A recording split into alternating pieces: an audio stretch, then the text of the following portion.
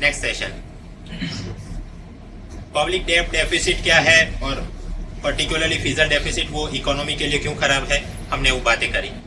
अब आगे जो बात करनी है, ये पब्लिक डेब्ट का मैनेजमेंट करने के लिए एक अलग से संस्था बनाएंगे, ऐसा जेटली ने अपने बजट में बोला है। तो ये संस्था क्या है, उसके क्या फायदे होंगे, एक स्मॉल टॉपिक है, देख लेते हैं। ये पब्लिक डेब्ट मैनेजमेंट एजेंसी या पब्लिक डेब्ट मैनेजमेंट अथॉरिटी बनानी क्यों चाहिए? जब भी सरकार को स्वाभाविक फिजिकल डेफिसिट को फाइनेंस करना होगा तो वो गवर्नमेंट सिक्योरिटी इशू करेंगी और उसके हिसाब से जनता से पैसा लिया जाएगा। और हमने अभी पिछले सेशन में ही बोला फाइनेंशियल रिप्लेशन, वित्तीय दमन, उस हिसाब से ये LIC है, EPFO, फिर ये अपने सरकारी बैंक, उनके बोर्ड को फोर्स किया जाएगा कि आप ज्यादा से ज्यादा गवर्नमेंट सिक्योरिटी के अंदर पैसा निवेश कराओ ताकि हमारा वो रेवेन्यू एंड फिजिकल डेफिसिट के टारगेट बनाने में सुविधा रहे। तो इस प्रकार से जब ऐसे संस्थानों पे वित्तीय दमन से उनका पैसा ले लिया जाएगा और उनको रिटर्न तो खास देंगे नहीं, government security hardly 8% return is given, तो स्वाभाविक है हमने जो LIC EPFO में पैसा लगाया होगा हमें भी यहाँ पे अच्छा रिटर्न दिखेगा नहीं। इस कारण से in the future years people will have less incentive to invest in such things, और फिर जनता क्या करेगी, वापस गोल्ड में जाके निवेश करो, रियल एस्टेट में जाके, और जो बड़ी पार्टियां होंगी वो तो ओवरसीज में जाके भी इन्वेस्ट कर लेंगी। तो इस कारण से ये सरकार अपनी तरफ से जो फोर्स करवाती है एक गलत है। Second, reserve bank of India, तो ये गवर्नमेंट सिक्योरिटी और ट्रेजरी बिल इनका ऑक्शन वगैरह का काम ये देखती है, but parallel to that reserve bank की एक और भी जिम्मेदारी है कि आप महंगाई को काबू में रखो अपनी मॉनेटरी पॉलिसी बना के। तो ये दोनों काम के अंदर कॉन्फ्लिक्ट ऑफ इंटरेस्ट बनता रहेगा। इसका सॉल्यूशन ये है कि अलग से एक संस्थान बनाइए जो सरकारी डेब्ट का मैनेजमेंट करता रहे, पब्लिक डेब्ट मैनेजमेंट अथॉरिटी या एजेंसी। काम ये करेगी। अभी जो राजन भाई खुद गवर्नमेंट सिक्योरिटी ट्रेजरी बिल का ऑक्शन करते हैं और सामने राजन भाई खुद बोलते हैं बैंकों को कि भाई SLR के अंदर आपने इतना % इन्वेस्ट करना होगा, और सरकार खुद सरकारी बैंकों के बोर्ड को बोलती है कि भाई SLR में वो तो बात बराबर है कि कैश, गोल्ड और government security in other RBI approved security, but you will have to invest only in the government securities. तो ये पूरा जो एक विशेष सर्कल और कॉन्फ्लिक्ट ऑफ इंटरेस्ट बन रहा है उससे हम बाहर आ जाएंगे। पब्लिक डेब्ट management authority will sell government security only on voluntary basis, जिसको इसमें दिलचस्पी हो वही खरीदे। सरकार अपनी तरफ से किसी LIC EPFO सरकारी बैंक को फोर्स नहीं करेगी कि आप जाके निवेश करो, नो। तो ये उसके फायदा है। यही बात पहले विजय केलकर 13 फाइनेंस कमीशन, इसने बोला कि ऐसी संस्था बनाइए और RBI से ये काम आप निकाल लीजिए। फिर हमने फाइनेंशियल सेक्टर की बात करें तो financial sector legislative reform commission FSLRC, उसके chairman justice BN Shri Krishna ने भी यही बोला कि RBI है तो उसके दो टुकड़े करो, एक तो RBI खुद जो बैंकिंग का सुपरविजन करे और मॉनेटरी पॉलिसी बनाए, और ये पब्लिक डेब्ट मैनेजमेंट वाला काम तो ये अलग संस्था को दे देना चाहिए। सेम वे ऐसी ही बॉडी स्विट्जरलैंड में भी है, न्यूजीलैंड, जर्मनी, डेनमार्क, वहां पर उनकी सेंट्रल बैंक ये काम नहीं देखती, अलग से कोई संस्थान बनाया गया है। पहले भी कांग्रेस सरकार ने 2011 में एक बिल लाके ये संस्था बनाने की कोशिश की, but it could not be passed. फिर 2014 के फरवरी में चिदम्बरम इंटरिम बजट लेके आए, तब उन्होंने बोला कि हाँ हम बिल तो पास नहीं करवा पाए बट नो इश्यूज, वो एक नॉन स्टैट्यूटरी बॉडी के रूप में हम काम शुरू करवाएंगे 1 अप्रैल 2014 से। जैसा अपना ये UIDAI है उसी प्रकार इसको भी हम खड़ा कर देंगे, कोई लॉ भी पारित नहीं करेंगे और संविधान में कोई बदलाव भी नहीं लाएंगे, बस ऐसे। लेकिन ये भी काम नहीं हो पाया क्योंकि कांग्रेस सरकार चली गई, फिर मोदी सरकार आ गई। पिछले बजट में जेटली उस पे उन्होंने कुछ नहीं बोला कि हम लगाएंगे या नहीं लगाएंगे। पिछले इकोनॉमिक सर्वे ने तो काफी वकालत की थी कि हाँ ऐसी एजेंसी बनानी चाहिए। अब लेटेस्ट बजट 2015 तो जेटली ये बोल रहे हैं कि हाँ हम एक पब्लिक डेब्ट मैनेजमेंट एजेंसी बनाएंगे। ये एजेंसी भारत सरकार का इंटरनल डेब्ट यहाँ RBI मार्फत जो चला रहे हैं और एक्सटर्नल बोरोइंग अपना जो IMF, वर्ल्ड बैंक और दूसरी संस्थानों से जो उधारी में लाए, both internal and external borrowing का मैनेजमेंट ये एजेंसी करेगी। लेकिन इस प्रकार से इसको काम करवाना हो तो एक तो गवर्नमेंट सिक्योरिटीज एक्ट को बदलाव करना पड़ेगा और RBI एक्ट का बदलाव करना पड़ेगा। इनमें सुधार करके फिर इस संस्था का काम हम शुरू करेंगे। तो जो डेफिसिट के अलग अलग टाइप्स थे वो revenue, effective revenue, primary, fizzle, formula क्या थे, फिगर्स, असेंडिंग डिसेंडिंग, वो हमने देख लिया। फिजल डेफिसिट खराब क्यों है और खराब है तो उसे बंद करवाने के लिए ये fizzle responsibility and budget management act, उसके अंदर क्या डेडलाइन दी गई हमने देखा। पब्लिक डेब्ट मैनेजमेंट एजेंसी क्या फंक्शन रहेगी, क्या फायदे, अभी हमने बात करी। अब पैरेलल खास करके मुख्य परीक्षा और इंटरव्यू में ये जो रिसोर्स डिस्ट्रीब्यूशन वगैरह के टॉपिक आते हैं। तो economic survey and 14 finance commission, इसका इस पूरे फिजिकल डेफिसिट, पब्लिक डेफ, इन पे इनकी क्या राय है, क्या बोल के गए, सारे most of the 4 order points की जो हम वहां पे कोट कर सके। शुरू करते हैं। वापस कुछ पहले नंबर्स, सुबह की स्लाइड में ये ठीक से दिख नहीं रहा था। फिजिकल डेफिसिट सरकार धीरे धीरे कम कर रही है। 2013 में 4.4%, फिर 4.1, 15 में जेटली ने टारगेट रखा 3.9%, और उन्होंने ये बोला कि 2017 में मैं उसको 3% कर दूंगा। ये जेटली का टारगेट है। But economic survey, 14 finance commission, ये लोग बोल रहे हैं कि नहीं, 3% यहाँ नहीं, आप यहीं पे खत्म करके, इतना कम करके आप 3% कर दीजिए। एक बात।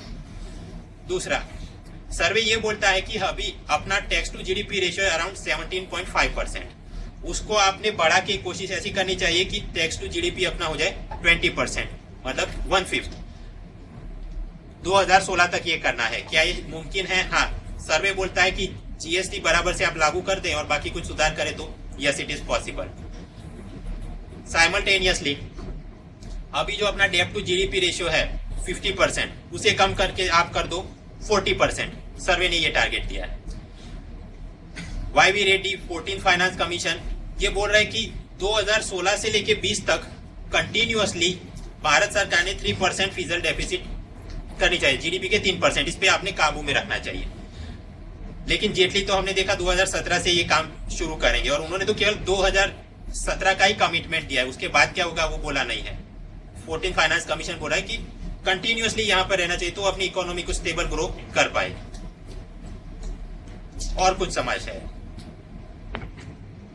प्रीवियस फाइनेंस कमीशन, उसने ये बोला था कि जहां तक अपने ये FRBM के अंदर बात की गई कि जैसे केंद्र सरकार को FD कंट्रोल करना है, तो राज्य सरकारों ने भी अपना फिजिकल डेफिसिट कंट्रोल करना था 3% of gross state domestic product. लेकिन 13 राज्य ये काम कर नहीं पाए। केलकर ये भी बोल गए थे कि राज्य सरकार प्लस केंद्र सरकार, इनकी कंबाइंड फिजिकल डेफिसिट वो जीडीपी के 5% के लेवल में रहना चाहिए। तो वो भी कंबाइंड अगर आप निकालोगे तो उससे बाहर हो गए हैं। तो ये सारी समस्याएं हैं, और इसके कारण इकोनॉमी पे बहुत सारे विपरीत परिणाम आ रहे हैं और आएंगे, जो हमने पहले लेक्चर में बात करी। खैर, तो फिजिकल डेफिसिट को कम करना हो तो 2 काम करने पड़ेंगे। एक तो अपने खर्चे कम करो और अपनी आमदनी बढ़ाओ, तब जाके वो काबू में आएगा। तो एक बात जो पहली कि अपने आमदनी बढ़नी चाहिए, इनकम हैज टू इंक्रीज। इसमें क्या चैलेंजेस है जो इकोनॉमिक सर्वे और 14 फाइनेंस कमीशन ने आइडेंटिफाई करे ये 3% टारगेट तक पहुंचने में। पिछले कुछ सालों में सब प्राइम क्राइसिस के बाद 2007-8 में सरकार ने फिजिकल स्टिम्युलस जारी किया।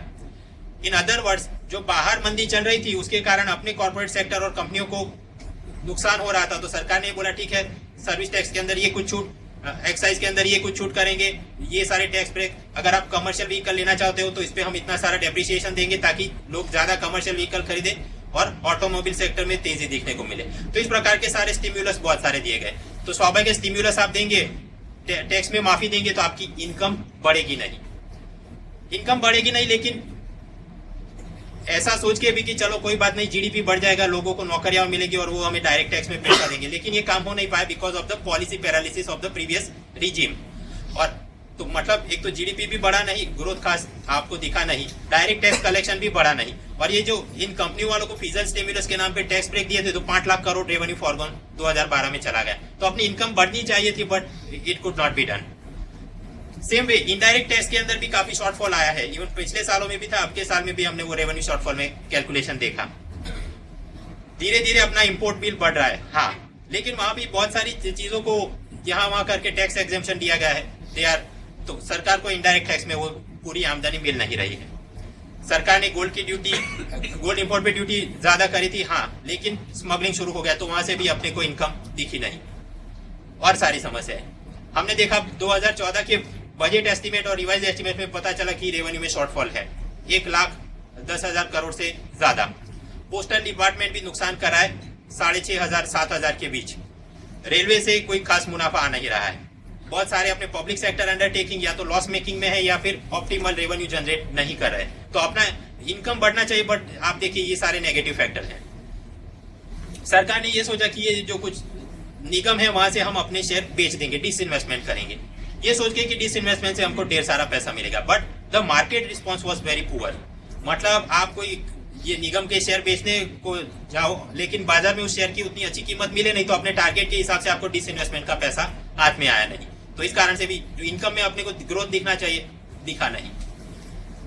अल्टीमेटली सरकार ने ये किया, पिछली कांग्रेस और अब की बीजेपी सरकार ने, कि जो मालदार अच्छे खाते पीते निगम है, ये ONGC या कोल इंडिया, इनके बोर्ड ऑफ डायरेक्टर को फिर फोर्स किया गया कि आप बड़ा डिविडेंड जाहिर करो, ताकि क्योंकि सरकार वहां पे भी मेजोरिटी शेयर होल्डर है, तो डिविडेंड का सारा पैसा हमको मिले, और वो सारे पैसे से हम अपना रेवेन्यू डेफिसिट और फिजिकल डेफिसिट के टारगेट धीरे धीरे करके मैच कर पाए।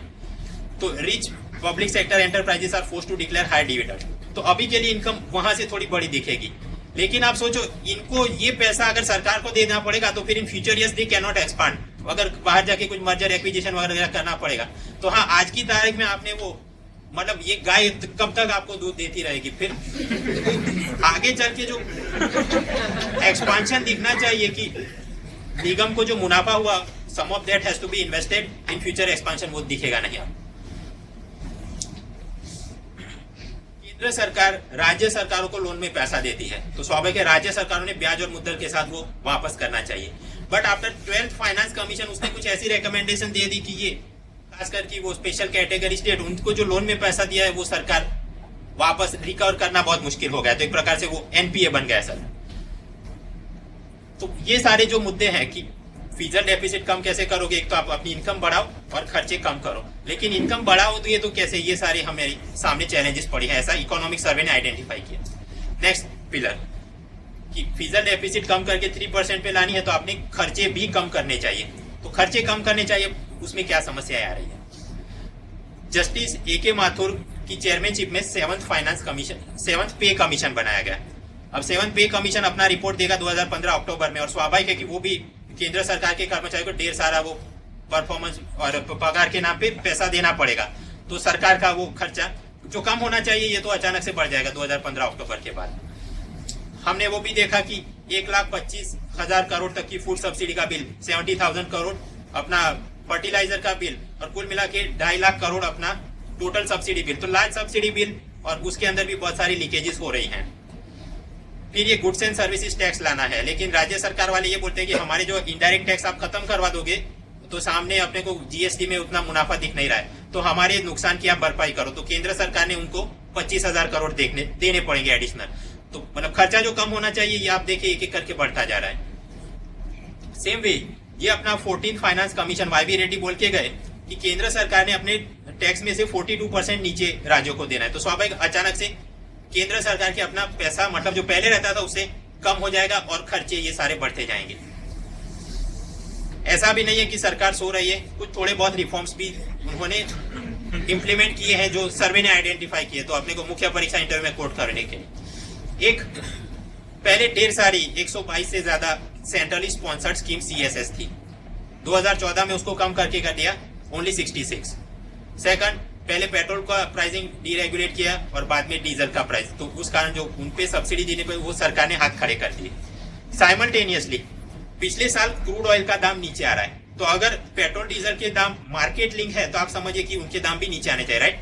लेकिन सरकार ने साइमल्टेनियसली ये किया कि उस पर एक्साइज ड्यूटी उतनी बढ़ाते गए, तो 70 रुपीज तो आपको थोड़े पैसे कम दिखेगा, एकदम अचानक से धड़ाम से वो 40 रुपए में बिकेगा नहीं।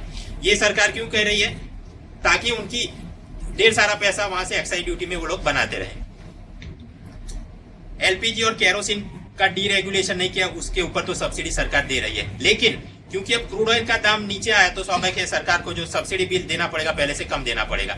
और LPG के अंदर भी वो पहल स्कीम और डायरेक्ट बेनिफिट ट्रांसफर, तो उसके कारण थोड़ा लीकेज कम होगा। और सर्वे ये बोल रहा है कि जनधन योजना तो उसके अंदर पहले से काम जारी है, आधार कार्ड वो भी चल रहा है, और मोबाइल इन JM Trinity से और सुधार लाए तो अपना खर्चे कम हो सकते हैं, लीकेजेस कम हो सकती है। कुछ और रिफॉर्म्स जो अभी लगाने बाकी हैं 3% FD टारगेट तक पहुंचने के लिए। FCI और पब्लिक डिस्ट्रीब्यूशन सिस्टम PDS, उसमें सुधार के लिए शांता कुमार कमेटी बनाई गई। शांता कुमार ने ये बोला कि national food security act NFSA, वो पहले ये बोलता था कि भारत देश की 67% आबादी को आप फूड सिक्योरिटी दीजिए। शांता कुमार ने बोला कि इतने सारों को कवर नहीं करना है, ओनली 40% ऑफ द पॉपुलेशन। तो आप समझो कि अगर ये रिफॉर्म लागू कर देंगे तो सरकार का फूड सब्सिडी बिल पहले से कम हो जाएगा और फिजिकल डेफिसिट का 3% टारगेट अचीव करने में सुविधा रहेगी। दूसरी बात, ये फूड सिक्योरिटी एक्ट में ऐसा है कि 1 रुपए 2 रुपए 3 रुपए में वो गेहूं चावल वगैरह अनाज देना है। 2 टाइप के वहां पे Antyodaya house hold and priority house hold. Shanta Kumar ने बोला कि हाँ, अंत्योदय हाउस होल्ड को तो 1 2 3 रुपए किलो में दो, लेकिन ये प्रायोरिटी मतलब थोड़े उससे ऊपर अच्छे कमाने वाले लोग हैं, उनको ये 1 2 3 में नहीं, आप MSP मिनिमम सपोर्ट प्राइस उसके आधे दाम पे आप दो। मतलब अगर आप निकालोगे तो पता चलेगा अराउंड 2 रुपए किलो में एकदम गरीब को मिलेगा गेहूं और इनको 7 रुपए में। तो अगेन थोड़ा सरकार का सब्सिडी बिल कम होगा, 3% टारगेट पहुंचने में सुविधा होगी। कुछ बातें जो अभी तक लागू नहीं की गई, विजय केलकर ने फिजल कंसोलिडेशन रिपोर्ट दिया था 2012 में, उसमें बहुत सारे उसने सुझाव दिए, लागू नहीं किए गए। सरकार ने ये बोला गुड्स एंड सर्विसेज टैक्स लाएंगे और वो टैक्स लाएंगे तो उससे इकोनॉमी एक्सपांड भी करेगी और टैक्स कलेक्शन भी बढ़ेगा, लेकिन it is yet to begin. क्यों? वो जेटली ने बोला 2016 के 1 अप्रैल से लागू होगा। फिर ये बड़ी वोडाफोन और दूसरी कंपनियां टैक्स जो अवॉइड कर जाती थी उसको रोकने के लिए general anti avoidance rules GAAR लाएंगे। अगर ये भी लाते तो आप समझ सकते हैं कि टैक्स अवॉइडेंस उतना कम होगा तो सरकार की इनकम बढ़ेगी, है ना। लेकिन यहाँ पर भी शोम पैनल बनाई थी और अभी नए बजट में जेटली ने बोला कि 2 साल बाद मतलब 1 अप्रैल 2017 से लाएंगे, तो this is also yet to begin. Public debt management agency, वो तो अभी कानून में सुधार करने के बाद आपको काम करनी दिखेगी। स्पेक्ट्रम ऑक्शन हम लोग करेंगे और सरकार को ये आशा है कि उससे हमें 1 लाख करोड़ रुपए मिल जाएंगे। तो अगेन इनकम हैज इंक्रीज्ड और लेट अस होप कि 3% टारगेट मीट कर जाए। कोल ब्लॉक का जो ऑक्शन किया जा रहा है, सरकार को आशा है कि उसमें से $100 बिलियन स्टेट्स को मिल जाएंगे और उसे भी हमारा थोड़ा डेफिसिट कम करने में सुविधा होगी। कि coal block auction, spectrum auction, इनकी डिटेल में बात आगे इंफ्रास्ट्रक्चर रिलेटेड लेक्चर्स देखेंगे तब देखेंगे। और बात, फिजिकल डेफिसिट कम करनी हो तो आपने अपने खर्चे कम करने चाहिए। तो सरकार ने एक एक्सपेंडिचर मैनेजमेंट कमीशन बनाया था 2014 के सितंबर में और उसका चेयरमैन था बिमल जालन जो एक्स RBI गवर्नर। और याद करो, बंधन IDFC का जो लाइसेंस पारित किया तो भी यही था, बिमल जालन। इस कमीशन के जो मेंबर्स है, Sumit Bose ex finance secretary और Subir Gokarn ex RBI deputy governor. खैर, इन लोगों ने अपना एक इंटरिम रिपोर्ट दिया दिसंबर 2014 में और फाइनल रिपोर्ट इनका है कि 2016 का बजट आने से पहले हम फाइनल रिपोर्ट देंगे।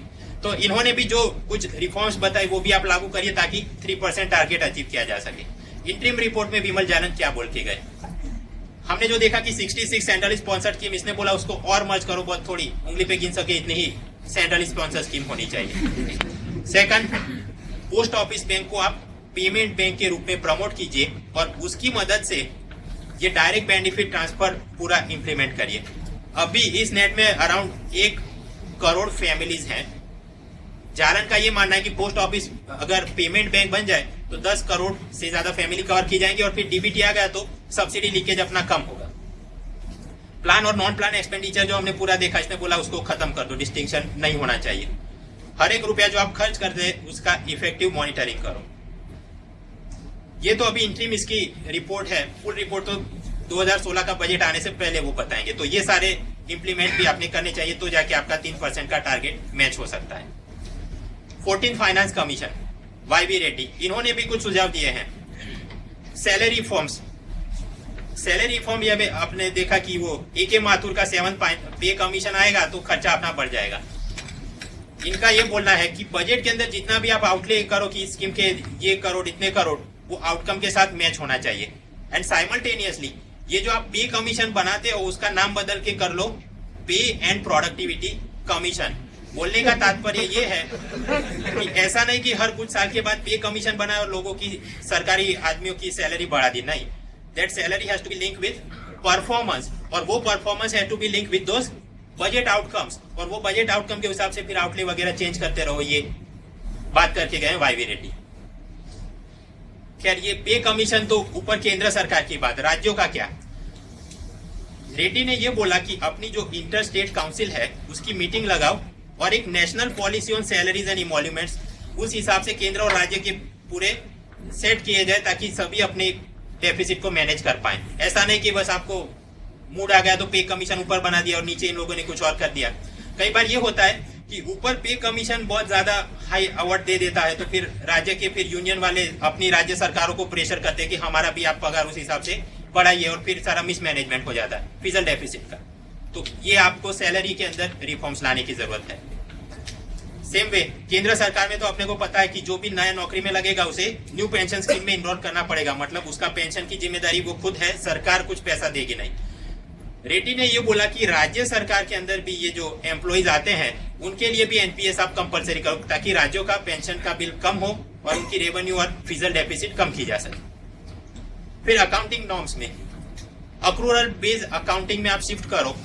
केंद्र और राज्य सरकार के सारे अकाउंट एक management information system MIS portal के जरिए मॉनिटर किए जाए, ताकि अपने को एडवांस में पता चल जाए फिजल डेफिसिट या रेवेन्यू डेफिसिट में क्या गड़बड़ होने वाली है, और we can take the precautionary measures. Second, administrative reform commission ने इंटरनल ऑडिटिंग के बारे में कुछ रिफॉर्म्स बताए थे, रेड्डी बोल के गए कि वो सारे रिफॉर्म्स आप लागू कीजिए। एडिशनली पब्लिक सेक्टर एंटरप्राइजेस, ये जाहिर निगम, तो उसके अंदर बाय एंड लार्ज इनका बोलना ये है कि क्लासिफाई करो priority, non priority, low priority वगैरह, और जो खड्डे में गए हैं उनको आप बेच दो, और एम्प्लॉय यूनियन वगैरह की ज्यादा बातें मत मानो, ये वो बात करके गए हैं। हम डिटेल में पढ़ेंगे जब इंडस्ट्रियल सेक्टर और डिसइन्वेस्टमेंट की बात करेंगे। In short these are all. इसमें से एमसीक्यू तो खास बनते नहीं, but in the mains exam और इंटरव्यू में आपको पूछा जाए कि क्या करना चाहिए, कैसे मैनेज करना चाहिए, 3% शक्य है कि नहीं, तो ये सारे सुझाव आपने देने पड़ेंगे। हमने देखा डेफिसिट के अलग अलग क्या प्रकार हैं और वो इकोनॉमी के लिए क्यों खराब है। FRBM एक्ट ने जो टारगेट दिए थे फिर एक्सटेंशन किया गया, और फिर अपना 14 फाइनेंस कमीशन और सर्वे के अंदर क्या फॉर्डर पॉइंट्स उसके रिलेटेड दिए गए। वैसे तो बातें बहुत की, लेकिन दिमाग में अगर फिट करना हो, कुछ नेगेटिव एस्पेक्ट्स हैं, कुछ पॉजिटिव एस्पेक्ट हैं, या ऐसी चीजें जो लागू हो जाएंगी। नेगेटिव एस्पेक्ट क्या थे हमने देखा, रेवेन्यू में शॉर्टफॉल हो रहा है, 7 पे कमीशन आएगा तो सरकार का खर्चा बढ़ जाएगा, पोस्टल डिपार्टमेंट में नुकसान हो रहा है, रेलवे वाले ढंग से प्रॉफिट बना नहीं रहे, निगम में भी वही समस्याएं हैं, डिसइन्वेस्टमेंट करते हैं लेकिन मार्केट रिस्पॉन्स अपना ठीक से आ नहीं रहा है। फिर बिमल जालन ने जो अपना रिपोर्ट दिया है, शांता कुमार ने जो रिपोर्ट, और केलकर अपना वो फिजल कंसोलिडेशन वाला तो जैसे यहाँ पे जेम करते तो ये अपना GSK बन रहा है, तो GSK को आप लागू नहीं कर रहे हो, इट इज पेंडिंग, तो ये पूरे नेगेटिव एस्पेक्ट्स बन रहे हैं। 14 फाइनेंस कमीशन ने बोला कि सैलरी को परफॉर्मेंस के साथ अपने को लिंक करना चाहिए, अकाउंटिंग में रिफॉर्म लाओ, और सबसे बड़ी बात कि इफेक्टिव रेवेन्यू डेफिसिट नहीं, ओनली रेवेन्यू डेफिसिट। तो ये पूरा कब करोगे, कैसे करोगे, जरा पिक्चर क्लियर नहीं हो रहा है। पॉजिटिव और लाइकली एस्पेक्ट्स जो लागू हो सकता है, एक तो सेंट्रल स्पॉन्सर्ड स्कीम उनको कम करना चाहिए, हाँ कर दिया। ये जेम ट्रिनिटी और डायरेक्ट बेनिफिट ट्रांसफर धीरे धीरे बढ़ रहा है पॉजिटिव दिशा में। पेट्रोल डीजल का डीरेगुलेशन कर दिया, हाँ। GST लागू करेंगे, हाँ 2016 से। GARR लागू करेंगे, हाँ 2017 से। फिर ये पब्लिक डेट मैनेजमेंट एजेंसी बने, तो ये सारे काम करेंगे तब आपको थोड़ा फायदा दिखेगा। स्पेक्ट्रम और कॉल ऑप्शन से अपने को ढेर सारा पैसा मिलेगा।